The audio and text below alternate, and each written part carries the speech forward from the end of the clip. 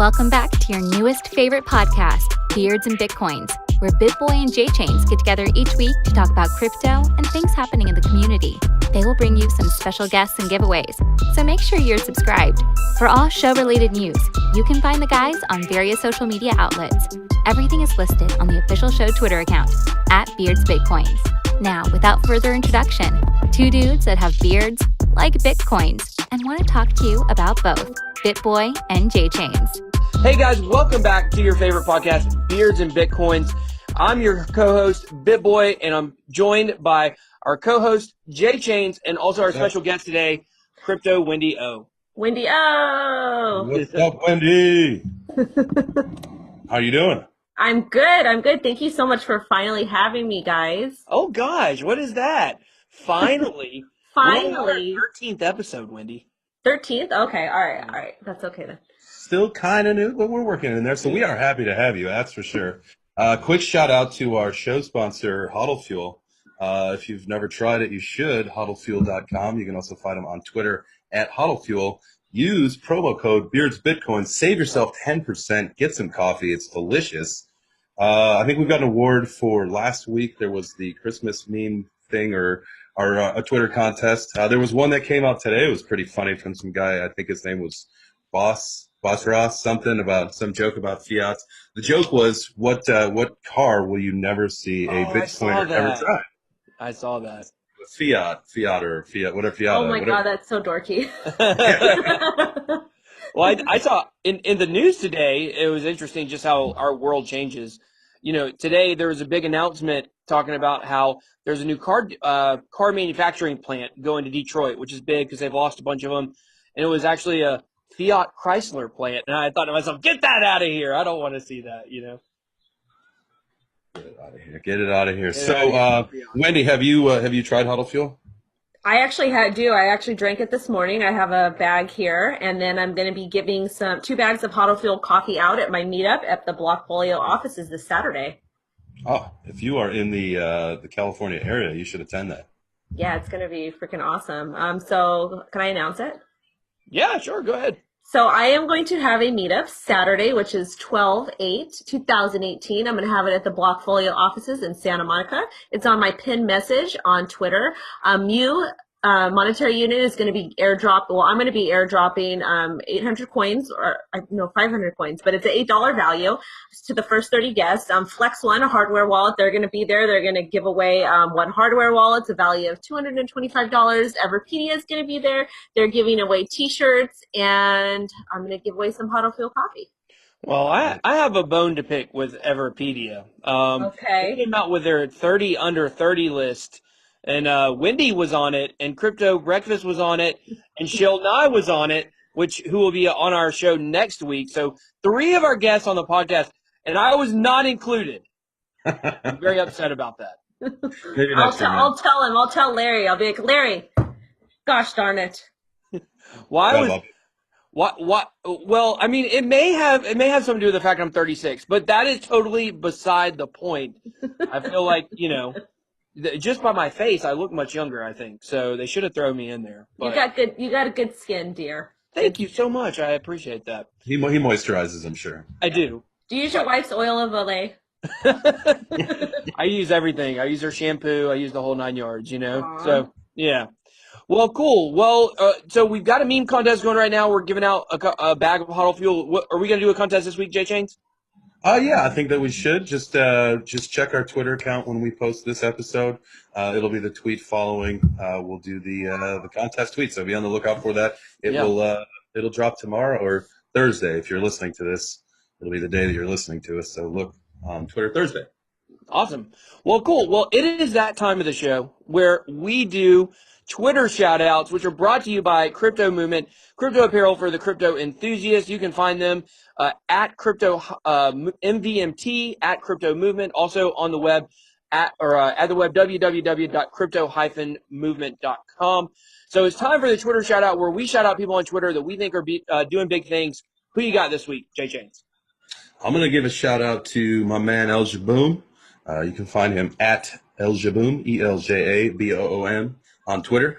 He is doing the Santa Boom 100,000 token, 500,000 token giveaway for Christmas. So check him out on Twitter. Go ahead and see what he's got going on. He's always got some funny things to say. I know that him and McAfee, they communicate a lot. So there's a lot of interesting things that go on between those two. No, interesting. A lot of funny conversations. McAfee making, or McAfee, as I like to call him by his real name. Yes. McAfee making big waves this week with some comments he's had about the SEC that I thought were very interesting. Not sure. He's going strong, man. I mean, he talked a little bit about it when he was on the show with us, but he's going strong right now. But anyhow, what's up, Elja? Hope all's well, my man. What about you? Well, let's go. Who you got this week, Wendy? I actually would love to give a shout out to a very good friend of mine, Crypto Paradigm. It is at Crypto Paradyme. He is probably one of the sweetest, nicest people in the space. Just always, I don't know. He's been a friend of mine for a while. I met him through Jovan when she was still on Twitter, and I don't know. He's just really sweet and nice, and I just want to tell him thank you for being my friend. Yeah, that's awesome. Nice. So I remember when Jovan left. It was very sad, but people are leaving left and right now. So Well, she left just because people are. Can I use foul language here? we're family friendly for the most part. Okay, so I will say that she left because people are jerks. Yeah, they are. She's hanging out with her family, and she's got kids and stuff, so that family always comes first. Yeah, definitely agree with that. Family first. Family first, but you can say GFY. So if your daughter saying during the show, it's okay. Well, because obviously we know after I did that official Twitter poll, it stands for good for you, not great for you. So exactly, that's why we're definitely good with it. Well, for my Twitter shout out, I'm going to shout out Tommy Mustache. You can find him at TommyP408. I hope I got that right. But he's actually doing a huge contest right now. Whoever gets closest to the correct answer for the price of Bitcoin. I think you still got one day to enter for the price of Bitcoin on December 31st. He's giving away $1,000 worth of Bitcoin, which if you're really smart, you'll guess $1,000. And if you're right, you'll get a whole Bitcoin. So, ooh, I like that. Yeah, that's thinking ahead right there. That's the play. But he's a really cool guy though, and he's just always doing like really positive stuff. And when there are so many salty people and angry people on Twitter, it is good to have people that balance it out with positivity. So, absolutely. I agree. I agree so much. Yeah. So I have my daughter here, so we might be hearing commentary from her in the background.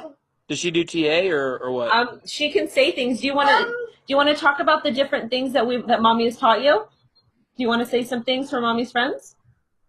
You want to talk about Bollinger Bands? I don't, Mom. Okay, I'll take your shoes off. No, she just wants me to take her shoes off. Okay. I'm looking at myself on the video here, and I've got this huge light bulb in my eyeball. I don't know if you guys can see that. It's like really shiny. It's like really on your left eye. Yeah, I can see that. Yeah, you can see it. Evil. Well, cool. Okay, well, that is the Twitter shout out section. Let's start talking about what we came to talk about today. Wendy is known as the Chart Queen. She's the Chart Queen. She is the TA specialist of crypto Twitter. Even though there may be some other people out there that have been doing it for longer, but at the same time, everybody seems to pretty much respect Wendy's TA. So, tell us a little bit about kind of how you got into TA, and what did you do to learn about it? Well, so I got wrecked. I got super wrecked when I first started, and I was like, I am not going to get wrecked. This is stupid. There's no reason why I can't teach myself, educate myself, and make some money. So I bought 2 used books on eBay, and part of it was I didn't want to go back to work. I knew I was going to be quitting my job to go to do school full time, and I was like, there's no reason why I can't make money and whatever.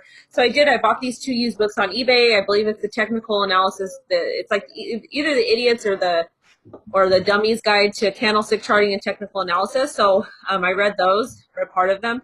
Then I started charting every day, Bitcoin every day, and then I started posting my content. People liked it, and I just started making a little bit of money trading, and that's what I did. Yeah, that's awesome. That's a good way. That's a good way to get in there. I've read somewhere that in this day and age, in this society that we are living in, the information that we have available to us. Like you think back, obviously, you got your books on eBay and stuff, but with the internet and everything, Right. If you can't make money by learning something off the internet, they said that you've failed somehow in some way, because right now, I mean, again, the information that we have It's available to amazing. us in a second, I mean, it would take people lifetimes to amass, before technology is what it is today. So cheers to you learning a new craft and doing something to better yourself. That's awesome. Thanks. I mean, it's really about if you people in today's day and age, they expect things to be handed to them, and that's not the way life works. You cannot just expect to be like to try something and be good at it. You actually have to work at it. And I think part of it was I went back to college later. Um, than when you're normally supposed to go to college, because I've had a pretty interesting life and I started things later than other people. But I went back to college and I had to take all these math classes, and I just remember sitting in front of my whiteboard just doing derivatives and doing trig and all kinds of stuff and just doing it over and over and over again. And I think that helped a lot, because I learned that if I want to pass my classes and if I want to do something with myself, you have to put effort into it. So that school, I'm not, I know people have different things about going back to college and whatnot, but I do think that my math classes did help me. Yeah, that's good. I can definitely see how, math classes would be, related to crypto. Well, let's talk about the actual markets right now, because they are dropping like a rock. It just Mm-hmm. continues to get lower and lower. And you actually told me a couple days ago where you think it's going to end up. And I was pretty concerned by that. So, and I just did a video that's going to be released here in a few minutes, where I kind of talked about this relative to other Bitcoin crashes. And so what do you think? Where do you think we're going? Why do you think we're going there? Just give us a little insight on that. So I think like right now, I'm actually looking at the charts right now. It doesn't look, it really, really, really doesn't look good. The volume kind of sucks. The daily is awful right now. There is I do see a little bit of positivity here. We might bounce back up and then possibly retest about 4,000, maybe the most 42.57. But other than that, our support that we've been playing on this 36 area here, 37 area, we've just been pounding on it and pounding on it. I just think it's going to break, which it already has, and I think it's going to continue to drop because there's really nothing there to support it. I think my next target, I want to say it's about 32, and if we break 32, you can probably expect between 28, 25, and then 24, and then 1,800, 1,900. Yeah. First off, let me say that it's terrible. It is terrible to hear that. It is also a good thing. I agree. I'm ready to go. I've been kind of waiting. I've got my finger on the trigger. Where's it going to hit? I've got money ready to go to buy. I'm just waiting for it to get to a comfortable zone for me. And if you think it's going to get that low, I'll wait till it gets into the twos. That's, I'll hold off on that. But damn. Yeah, that's what I've been doing. I've been scaling in on positions for my daughter. My husband and I, we had a savings account for her when I was still working. I would put a little bit of money aside every month. So there's not a whole lot in there, but I took it and I'm just scaling in on positions for her, throwing it on a ledger. And, that's going to be part of her portfolio. She's only 2. And I've had some people that say, you're crazy for doing this. But at the end of the day, let's say I have one whole Bitcoin for her, or a half a Bitcoin, and I hold that for 16 years, and Bitcoin does go to $1 million. That's her college right there, and then that's not all the money that I'm going to invest for her. I mean, I'm going to be putting up money aside for her in other, and other things as well. So. Yeah. I mean, there's no difference in that, in what you're doing for your daughter than what a lot of people I knew grew up got. They got a trust fund. I mean, that money came from before they were around. Exactly. What's the difference? It's just now we deal with crypto, so it's an acceptable thing I'm going to pass on some legacy money. And if I want to, I mean, we're all in this space for a reason, because we believe in the future and where it's going. So I want to pass on my legacy money to my future generations in the form of cryptocurrency. I agree. So. Nothing wrong with that. Yeah, I believe in it. I don't think we're going anywhere. Institutional money is buying up and buying in. They have been buying in. They've been scaling in. They've been trading on BitMEX. They've been doing all kinds of really interesting things, and it's not going anywhere at all. Yeah, so let's put this into perspective, because I just actually worked some of these numbers recently. So this is more, TA is anything that is on a chart. Right. Without understanding a market, without understanding what the commodity or what the asset is, with a chart, you can look at the chart and make guesses on it, even if you don't know what the chart is, right? Because it's all about the psychology and the candlesticks and, this and that. You got FA, which is fundamental analysis, which is anything that is not on a chart. So when we're looking at Bitcoin and we're looking at the previous crashes, right?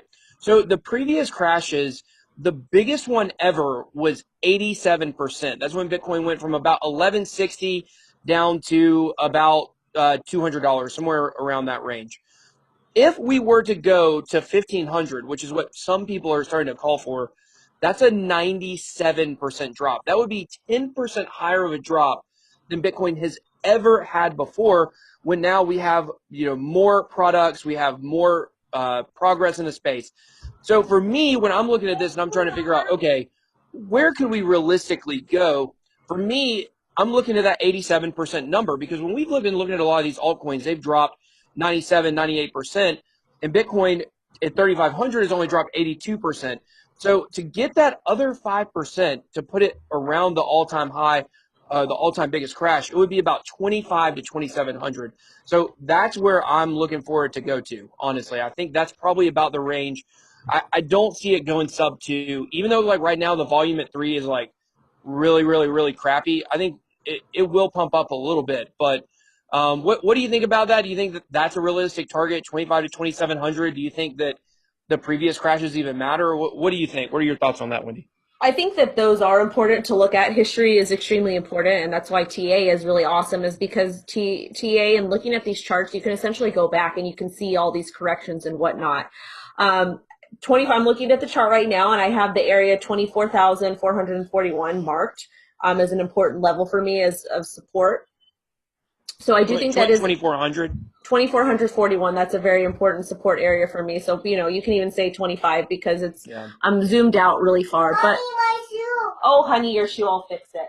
So, I mean, that is realistic, but also too, the reason why they're saying, like, I'm seeing a lot of people saying 2,000 as well, but also you do have to take into consideration, and this is why looking at the charts are so important, because you see all these wicks. All these wicks here are basically emotions. They're people that are buying and selling, and they don't know what to do, and all this, all this stuff is happening. So you do need to, like, when I'm trading and when I'm looking at the charts, I take into consideration the wicks, and that's where I draw a lot of my support and resistance boxes, and I encompass those areas, because those are areas that price can potentially drop down through to. So, there's that as well. And I mean, I like what BitBoy's saying, and I like that you're using fundamentals, because I was talking to someone and they're like, you can't use fundamentals with Bitcoin, and you definitely can. There's mining, and there's the hash rate, and there's ETFs, there's back, and there's all these different things, and traditional finance coming in. So you definitely can use fundamentals as well, I believe.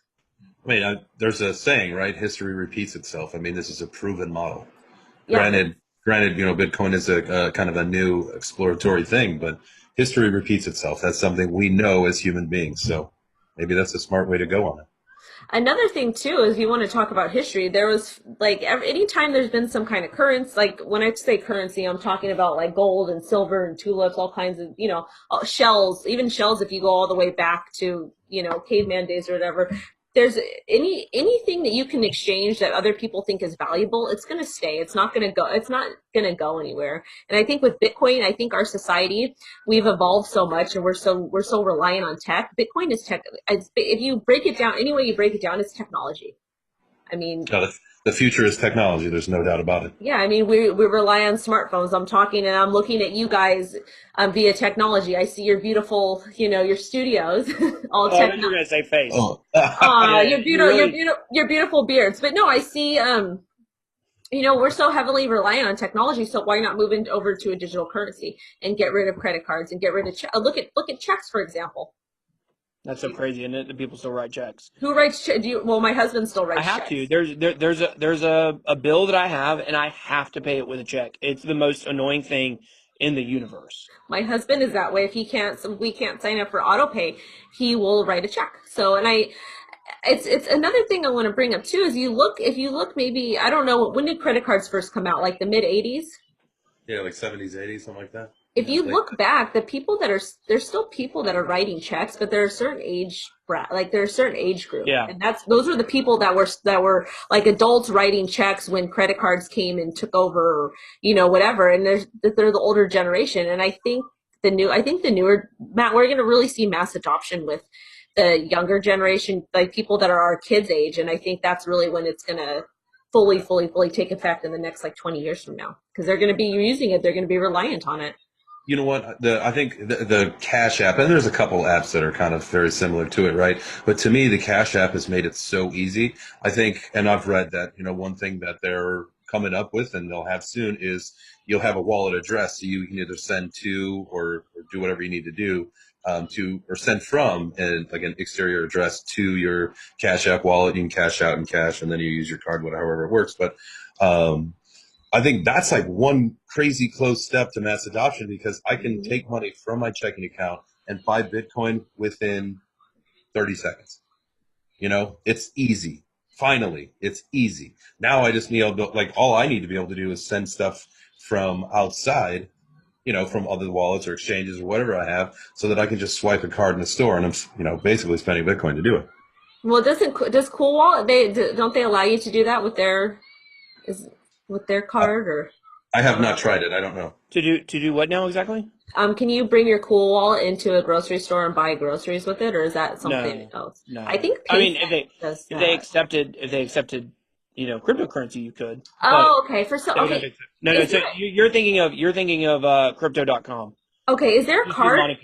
Yeah, they're the Monaco. one. Okay, yeah, because I was like, is there a card that allows you to that transfers it to whatever? But there are some. I'm sore about that. I'm still like number 79,000 on the list for Monaco, which is what you said, crypto.com. But they're not here in the States yet. Like there's whatever they do isn't allowed here yet. So it's all over. Not there. They're working on it, and it won't be long before it is.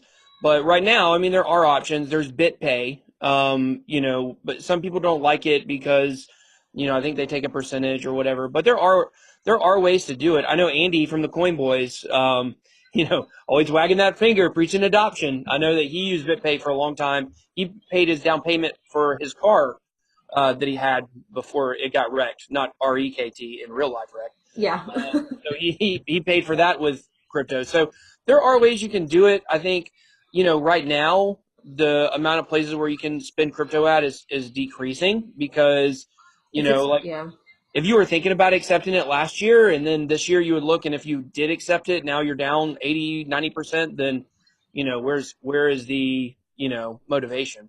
Yeah, think about those. Go ahead.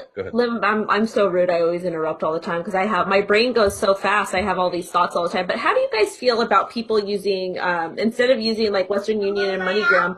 How do you guys see people being able to send cryptocurrencies post to that? Do you have any opinion on that? Oh no, I'm all for it. My buddy and I use an app, LNDR Lender, and it's like the Venmo for crypto, where you can. I mean, it's like that same kind of thing. I'm all for it. Like, I would love to live in a barter and crypto society. But you're also kind of a hippie. I'm not a hippie. Come on, man. You're a little bit of a hippie. Maybe I used to be, maybe. Oh, Lord. Here it comes. Yeah, I think it'd be cool. I always tell this story. I've told the story a few times, I think. I don't know if I've told it on the podcast, but, Jacob Canfield, my buddy from Signal Profits and I Love Crypto. Woohoo, Jacob. Yeah, big shout out to Jacob. We should throw him on here as a shout out. But I went and had lunch with him back in August with him and Crypto Love. And, he was talking to us and explained that he had actually bought a mattress on overstock.com when they first started accepting crypto. That would have been, probably about 2 years ago.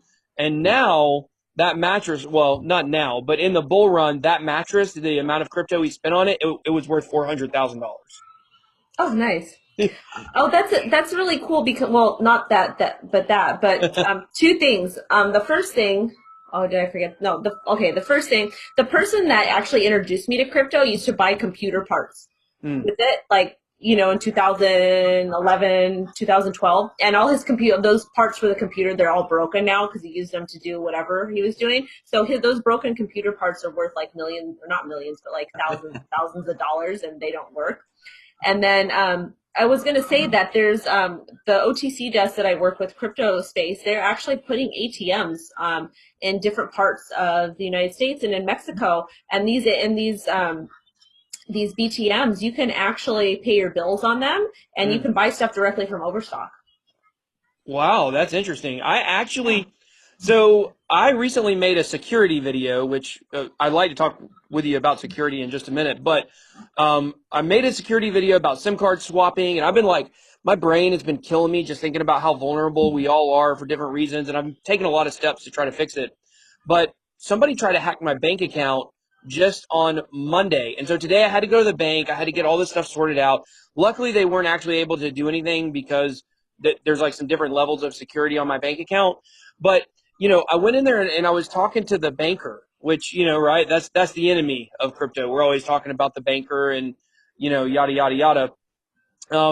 But he was like a really nice guy, and we had like a big long talk about crypto and different stuff. And he brought up some of the points that you were talking about, with digital money. He's like, I think Bitcoin may be the future, but, digital money is something that, we're already kind of doing. And if we do go digital money, it'll probably be governments backing it. And I thought that was really interesting, to hear from an actual banker, somebody that's saying like, yeah, we definitely got to do something different, but yet government control is probably not something that they're going to give up. What do you think about that? What do you think about the future of crypto and in terms of like, do you think we're going to get regulated to death? Oh, yeah. So as far as the person in the bank, so first off, the person in the bank probably is there because it's a decent paying job, may or may not have a college education, and is just, is probably aware that there's problems and probably wouldn't necessarily work at a bank, but is there just because it's a decent paying job. But, I do think regulation is coming.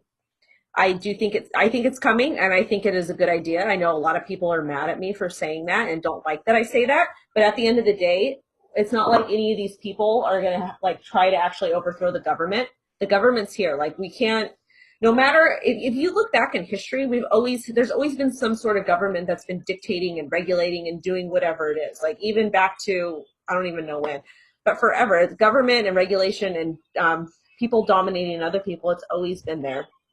So I think regulation is a good thing. We're going to have to compromise. But as far as, maybe there will be a government-backed currency, but I still don't think Bitcoin's going anywhere. Maybe we can have a government-backed currency and then we can have Bitcoin. Yeah, I think there's two ways Bitcoin survives isn't the right word because it's going to survive no matter what. But there's two paths for Bitcoin in my opinion. There's the path of the currency path where it becomes something that we actually exchange for value back and forth. Whether it is, I don't think it's going to be in the United States. I don't think the United States' government is ever going to bow down to Bitcoin and say, oh, this is the currency we'll use. But I think in about a large portion of countries in the world, it makes total sense. So I think that's one path for Bitcoin. And then the other one is just a straight, I'm going to blow your minds with this one. This is crazy. Okay. So the other path is becoming like gold, right? Just an asset class. And, one thing with all the regulation right now that's very interesting is, there's actually an Ohio legislator today that's introducing a bill to say that crypto and ICOs are not securities and that they need to be their own class and they need to have their own commission, which is very, very, very interesting. But if it does, I'm gonna email my congressman or the lawmaker in California that I interviewed and be like, hey, what do you think about this? Let's do something. And that makes the most sense. And I think that's why we're not going to get the ETF approved and different things because our government doesn't even know what crypto is. Like we know, I guarantee you, I know more about crypto. Wendy knows more about crypto. JJ knows more about crypto than the people that are making the decisions about it. You damn right. Yeah. But none of that was my point. I went on a total sidetrack. My point is the two paths are a currency for a large portion of the world or basically becoming the new gold. And it's going to blow gold away because there's something coming to gold that is so crazy that is going to ruin its value, which is called asteroid mining. It's where they're actually coming up with ways to dock, spaceships and drillers, whatever it might be. I don't know what I guess gold, I forgot what they call them, those big machines that get the gold out of the ground, getting those things on asteroids and getting gold from space, because apparently there's tons of gold everywhere in space. So that brings up the problem with gold and silver and other precious metals, which is we don't know how much is out there. The supply, while technically I'm sure the supply is finite, like there isn't a finite amount in the universe and on Earth, we'll never know what that amount is. But So you can keep bringing more in, to the circulation.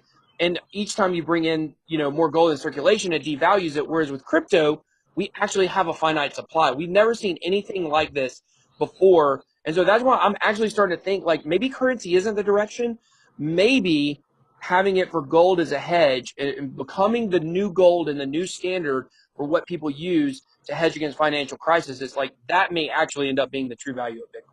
I totally agree with you that Bitcoin is going to be essentially. I think there's going to be another cryptocurrency that we're going to use. People are not going to spend Bitcoin. I just don't see it happening because of the value, because people are going to want to hold on to it. I think there's going to be, whether it be Ethereum or Litecoin or a brand new one, I think there's going to be another currency that's going to be it's going to be different. But I think a lot of people are going to hold on to their Bitcoin. And what you're talking about with gold, they're actually in the diamond industry. People that mine the diamonds, they actually they kind of limit the supply. Like they'll mine a bunch of diamonds and then they will hold on to it and kind of release it so that there's not too many out there. So that's what so I know you're talking about the asteroids and all that stuff, bringing gold and whatever, but the gold industry, the people that are running that industry, I'm sure it's like one or two people. They're not stupid. They're probably going to hold on to it and then release a certain amount. Yeah, I just know it's crazy, and we've never seen anything like it, and I think it's going to be really cool. And I think, like, look at the $400,000 mattress story. Like, that's why people don't want to spend it. So exactly. I think that's definitely, a good thought on that. So let's talk about security. That's something I definitely want to talk to you about. So my mind has been absolutely blown this week. I made a video about it. It's absolutely crazy what is going on with SIM card swapping. You cannot protect yourself from it. It's impossible to protect. It's impossible if you have Sprint, Verizon, T-Mobile, or AT&T to protect your phone number. Now, you can neutralize the threat by taking some different kinds of precautions. I know some stuff that you've done that's kind of protected you with your 2FA and some different things. But what are your thoughts on security? What's the best way to keep your crypto safe? And what do you think people should do in those regards? Okay, so as far as the whole SIM card thing, I was actually up all night worrying about it last night because I saw your video. It's crazy, isn't it? Yes. It's crazy. So there's no way to protect yourself. They're inside jobs. I actually have to watch it again because I talk about this a lot. A lot of the tech stuff in crypto, it's hard for me to understand because my brain doesn't work that way. But as far as trading goes and holding your crypto, I have a separate phone, a smartphone that I have my 2FA on. It is stored offline. I have written down my seed, I guess they call them seed phrases or whatever for the 2FA that's on multiple copies. Those are hidden. Those are in special places in the United States and maybe not that I know of. I use so nothing crypto related is, I do have my Coinbase on my phone. I do have my Blockfolio, but I have a password to get into that. And Blockfolio is just a portfolio. It's not actually a wallet. I know, but still, I have I've got some stuff in there. Yeah, but, if somebody gets on that and they realize that you're a Ripple whale, they will really turn on you quickly. Yeah, right. I think I have like 20, a tiny moon bag of like 20 Ripple or something stupid.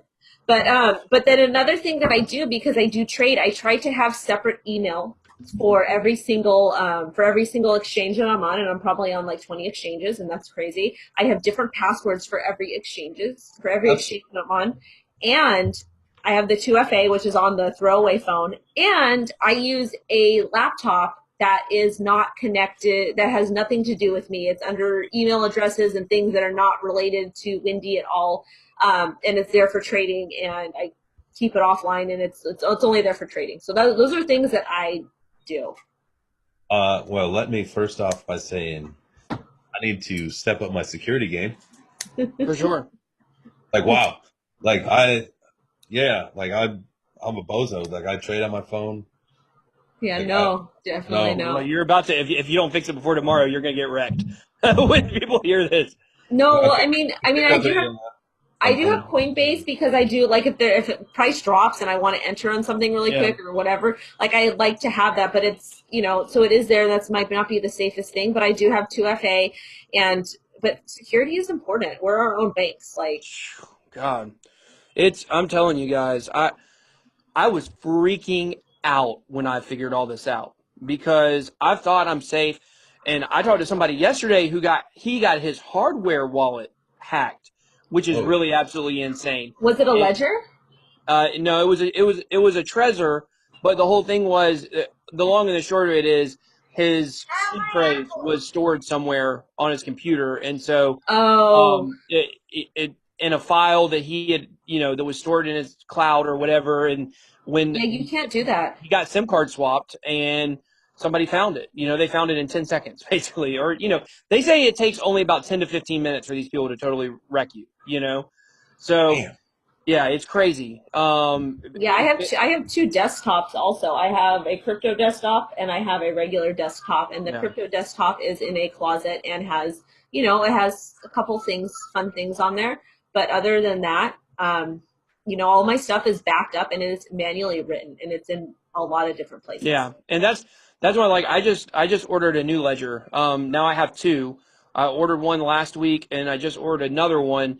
And, basically the reason why I did that is because at some point in the past, I had put on a notepad on my computer my seed phrase, and it's deleted, it's gone, yada, yada, yada. But, they say nothing is ever really truly deleted off your computer. Somebody can always find it and pull it up. And so for that reason, I decided basically just to start totally new. All of my crypto is on hardware wallets at this point. With no way for anybody to get, because none of the seed phrases or mnemonic phrases or whatever ever touched anything digital. So that's definitely the safest thing. I've got my seed phrases now. One thing I did today is I also have a safety deposit box, so I'm putting seed phrases in there. So I'm going to have them in different locations. I wanted to talk about that because that's something we talked about on Twitter the other day. Was okay. So now that you start to have these safe spots and safe zones for your really important information, like your seed phrases, like your hardware wallet, like a computer or whatever, do you trust a bank and put it in the safety deposit box? Do you bury it somewhere in the world? Do you get a safe and put it in your house under lock and key? What's the smartest thing to do? I think the safe is dangerous. I think it's dangerous. I'll just say it like this. I think it's dangerous to keep your crypto where you sleep. That's what I'm going to say. I think it's dangerous if people get an idea. I've got mine spread out now, and it's not where I'm at, but I know the places where it is are very safe because there was just a story about a man in South Africa. Now, his biggest mistake was accepting a friend request on Facebook from somebody he didn't know, but he got beaten and put into a coma.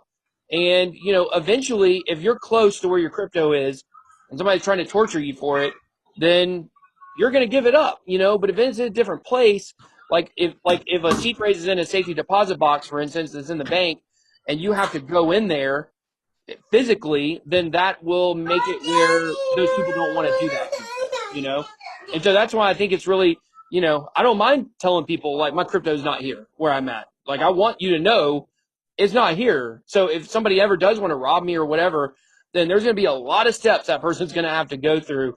And there's a lot richer people out there that you can rob. Another thing too, though, is something that we talk about over a crypto space is we talk about security a lot, but we talk about having throwaway ledgers.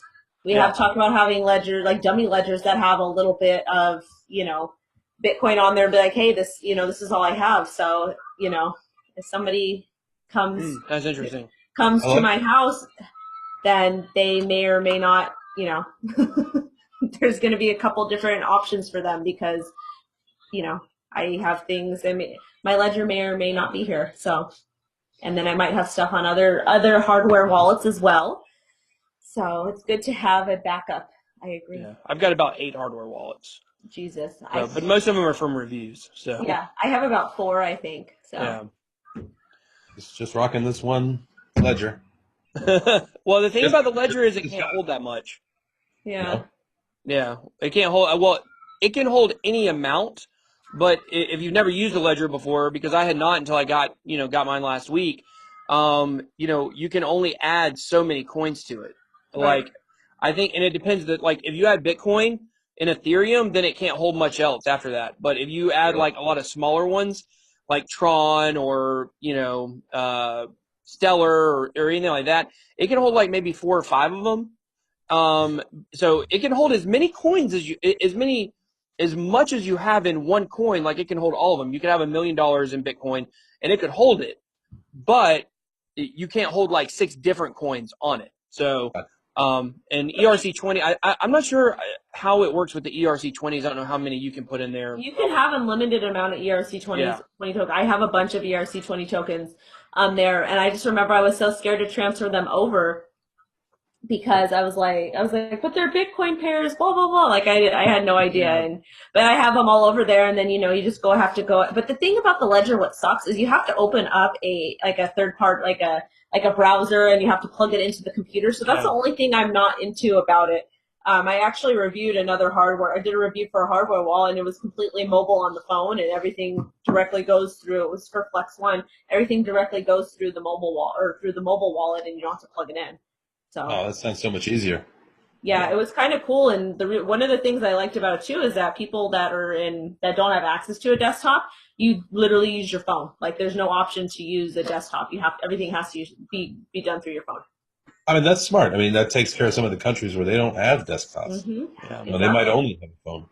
Smart. Well, the reason why Ledger is the most popular one is I believe it can hold the most. It has the most compatibility. So, if you have a wide, and it still doesn't have everything, but like Cardano, I don't think there's a hardware wallet that holds Cardano yet. So, but Ledger has the most compatibility. I think it's got, I want to say it's close to 100 maybe, and that's not counting ERC20s because you can apparently hold any of those in there. But that's why people like it. But I thought the same thing. I was like, oh, this can hold almost everything I got on one. And I want to diversify. I don't want it all on one anyways. But, then I got it and started playing around with it. It's like, oh, man, you can only add like 4 or 5 different coins to it. So, yeah. So that's why people like it. They're Cool Wallet. I love Cool Wallet. It's awesome. You can add ERC20s, but then it's only got about 5 or 6 other ones that it works with. Like all your big four, Ripple and Bitcoin Cash and Bitcoin and Ethereum. I can't remember, maybe Stellar as well. But so we've yet to see the hardware wallet that can hold anything, but I think we will see it eventually. So it'll be coming. Yeah. Yeah, definitely. Well, cool. Well, we've talked about a lot of stuff today. We've only got a couple minutes left. Wendy, do you have any final thoughts on anything we've talked about or anything you want to get out? Make sure you also share, where people can find you at. Oh yeah, make sure you guys subscribe to my YouTube channel. I'm not as fancy as BitBoy. I do a lot of like sponsored reviews, regular reviews, interviews. I occasionally have fun people on, like lawmakers and attorneys, and trying to get Shooter Jennings on soon. Oh, wow. Make sure you guys subscribe to my YouTube channel. Follow me on Twitter if you want. I do charts and all kinds of fun stuff. I also do TA on YouTube, so that's where y'all can find me. Awesome. What about you, Jay Chains? You got any final thoughts for the show today? Keep it safe, man. Holy moly. I learned some things about not being protected. So have you watched my video? I did not. Twice. Watch it 4 times. Anyone who has not watched my video on SIM card swapping, you need to go watch that video. It will change the way that you think about your security, I promise. I will watch that tonight because I'm like petrified of like the habits that I have. Like, I want the easiest thing possible. Yeah, I mean, I was always the same way. It clearly is not safe. Well, here's just a little teaser for everybody. I show evidence in the video about how you cannot protect yourself in terms of your phone number, especially if you use one of those big 4 carriers. You think there are certain things you can do. You're like, oh, well, I can go put a high-risk flag on my account, or I can attach a PIN number to it, or I can go to the store and say, only I can make changes inside of this one specific local physical store. And it doesn't matter because you're still counting on the person at the other end of the customer, support Lord help us. that's getting $10 an hour to do what is supposed to happen with your account. And there's evidence that these people, it's organized crime, and they're paying between $80 to $100 for every single SIM card that a customer support rep will port over to them. So these are inside jobs. It's organized crime, and if you're a target, and people know that you got crypto, you need to make sure that you fix that, or else you are going to be a sunk ship. It's crazy. There was a guy who worked at T-Mobile. He put hashtag T-Mobile in one of his posts. Within an hour, he had somebody messaging him telling him he could make $100,000 porting them numbers over in 3 months. So you think your average customer support rep that makes $10 an hour won't jump at that? Shoot. Right. Well, a lot of them are overseas too. I feel like when you call, they're overseas, Yeah, and they're probably making exactly. way less than that, and you know, they're So you guys go watch the video. There's other alarming stuff. That's not the only alarming thing. Just make sure to go watch that on my BitBoy Crypto YouTube channel. But alarming. Yeah, very alarming. But thank you so much for joining us, Wendy. You're one of our favorite people for sure. But at that, we got to get out of here, guys. So we will talk to you later. Beards and Bitcoins. Boom. Yeah. Bye. Okay. Thank you for having me. Thanks, Wendy. Well, that's it for this week. Thanks for listening to Beards and Bitcoins. If you like what you heard, show these guys some love and rate review on SoundCloud or iTunes. Also, remember you can always find the guys on social media. The show Twitter page is @BeardsBitcoins. You'll find direct links to BitBoy and JChains from there. Make sure you check for updates, announcements, and contests. Good luck to all who enter. See you next time.